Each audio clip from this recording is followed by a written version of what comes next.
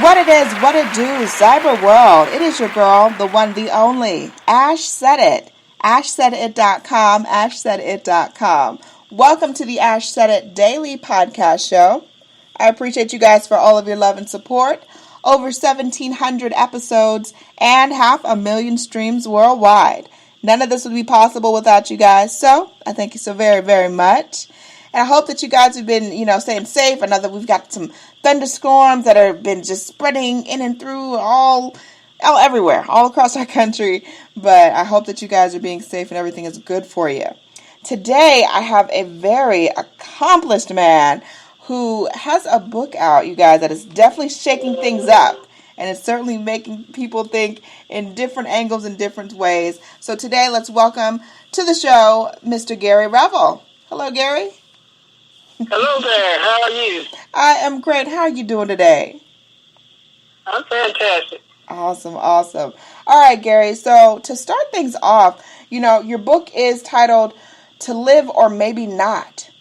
Where did your fascination with MLK, where did that start? Well, I was interested in Martin Luther King Jr. even when I was a teenager in the 60s, because I heard a lot about what he was doing, and then of course after he was killed, I was always aware that there was just something wrong with that whole thing. Mm-hmm. But it was only until 1977 when the House Assassinations Committee, the House Select Committee on Assassinations, was formed in Washington, D.C., and they set out to investigate the King assassination. It was at that time when my attorney and my friend Jack Kershaw asked me to investigate the case with him. So how did that process start with you investigating the case? Well, I was living in Nashville, Tennessee, and one of my associates and partners was Jack Kershaw, who was an attorney. He became the attorney for James Earl Ray. Oh, wow. And I had done some investigative work for him. Mm-hmm. I got some experience doing that while I was in the United States Navy. Gotcha. In the Vietnam War. But once he became his James Earl Ray's attorney,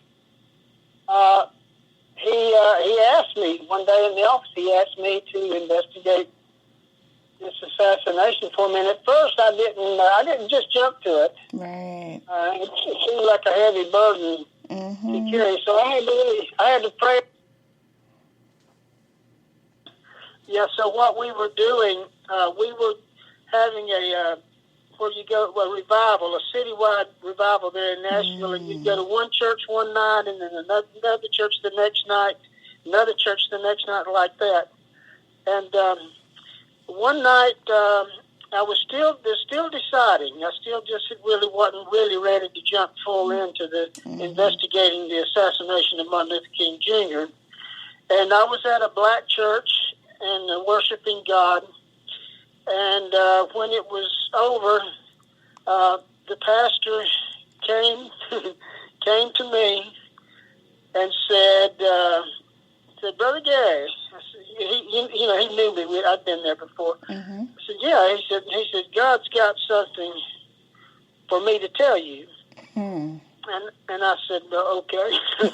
"Okay, what is it?" He said, "God says to tell you to get out of the shallow water." No, I remember now. He said, "Quit playing around in the shallow water and get on out there where it's deep." Okay. See, only God and me would know what he was talking about. Right? Yeah. So I said, "Okay, yeah." I said, "Okay, well, God, I hear you and I understand." And that was the night that I said, "Okay, God, I see you want me to do this." So I went back, and then within a week or so, I was at Brushy Mountain Prison meeting with James Earl Ray for the first time. Wow. So talk a little bit about what really compelled you to write this book now. Well, actually, this is a work of, it's a therapeutic work. It started actually in 2006 when well, to take you back, when I did the investigation, the assassination of the king in '77, right. I was told by the chief counsel, Richard Sprague, and then followed up two or three times. Once he was fired, then we would meet with the deputy chief counsel and his team. There were several attorneys and investigators that would come at different times, and always at least 3 or 4 more besides Sprague or Lehner. Robert Lehner was in the room. But they had assured me that my name would never be published or be made public because I was investigating undercover. As far as anyone knew, I was just a friend of Jack Kershaw's, because you can't investigate those kind of things if someone knows you're investigating, you know. Mm-hmm. So what happened was at the first meeting with Richard Sprague, that he was fired a week later, that he told me, okay, you'll be working, covertly, basically undercover, and your name will never be known. And then in 2006, I found this book published by the government, published by the House of Representatives, the investigation of the assassination of Martin Luther King, and it names me as a special investigator on the project. So at that time, I realized, well, no wonder, all these years I get these threatening phone calls and stuff. I didn't even know my name was out there. As far as anybody knew, I was just a friend and a songwriter, a friend of Jack Kershaw and a songwriter who happened to meet James Earl Ray, Wow. But that's when I said, okay, since it's out there anyway, I'm going to start writing a book. So I just started. It's just a memoir. It's just stuff I wrote as I went along. And I finally got it to the point now that I believe it's ready for people to read on a much broader scale than I had been. I hadn't really been pushing for people to read it. And it's got 3 chapters in it which deal somewhat about the investigation of the assassination of King. But the movie is where people will really be able to understand the whole thing once the movie's made. Yes, and talk a little bit about that. So, you put this memoir together, you put it out there for the world, and then a movie deal comes out of it?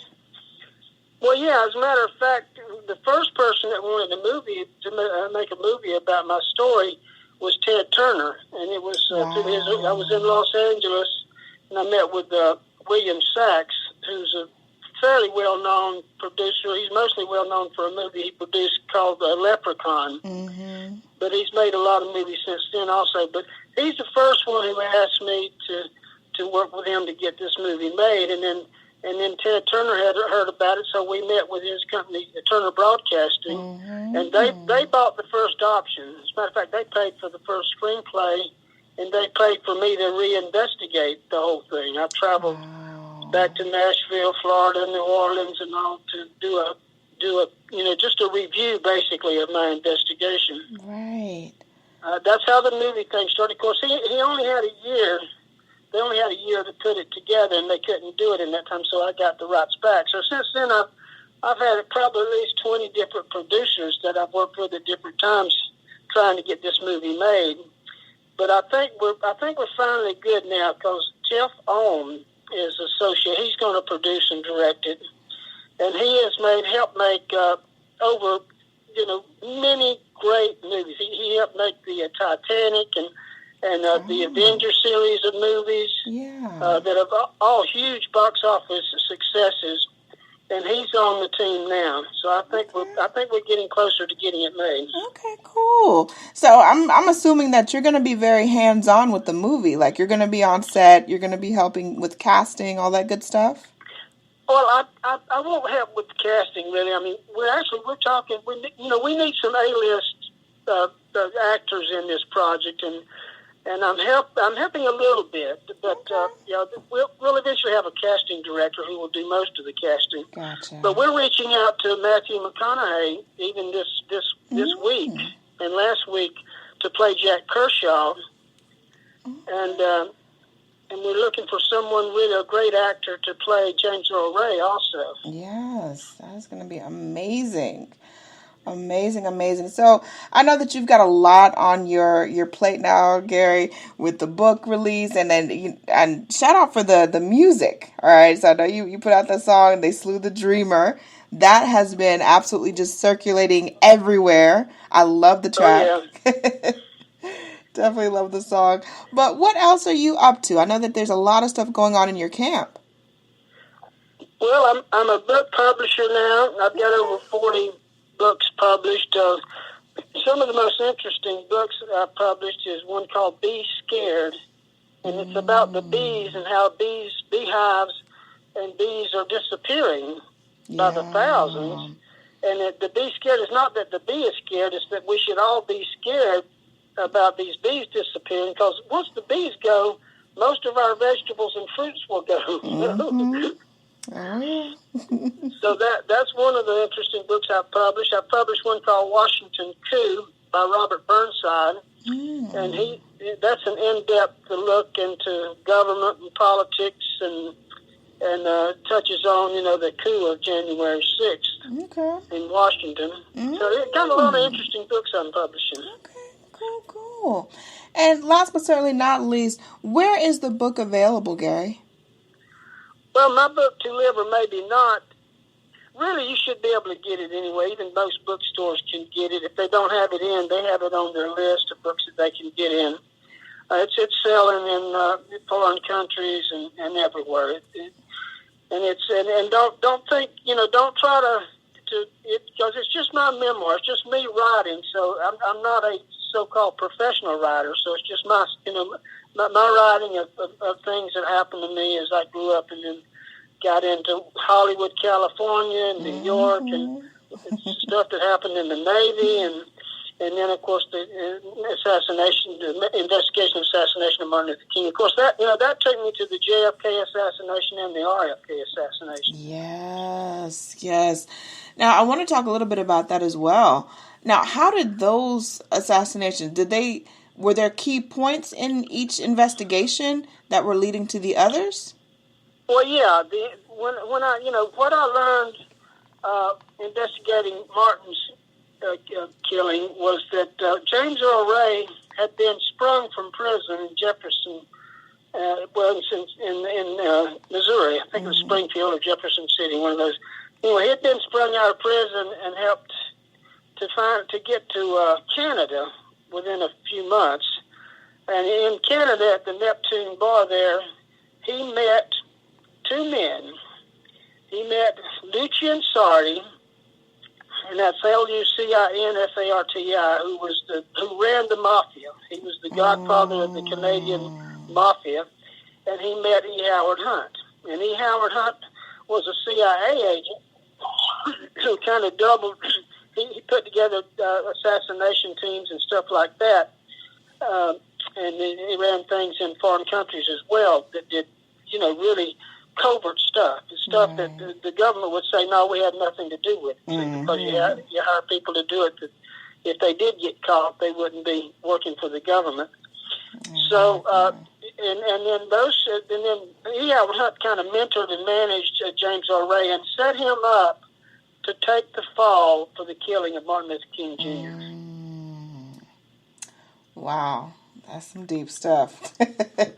You guys heard it here first. Gary Revel, thank you so much for joining us today.